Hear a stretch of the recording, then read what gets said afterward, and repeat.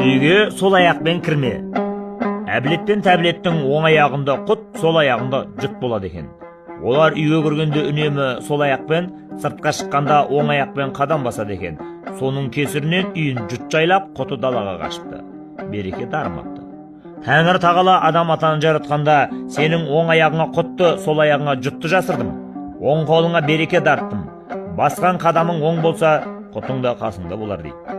Содан бастап адам ата жолға шыққанда, үйге кіргенде, бір іске бекінгенде, оң аяқпен бісміллә деп бастайтын болыпты.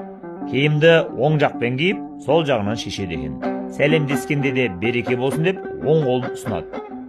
Осы үлгі өнеге кейінгі барша ұрпағына таралыпты. Енді бір қадымаңыздарда Тәңір тағала о баста тозақты жаратпақ ниетте емес еді деп баяндалады. Әбілет пен тәбілет үйге сол аяқпен кіргенде тозақ пайда болған екен. Тәңір тағала екеуінің оспадарсыз іс әрекетімен бұзық ниетіне қарай тозақты жаратады. Содан бастап қазақта үйге сол аяқпен кірме деген тыйым шығыпты деседі.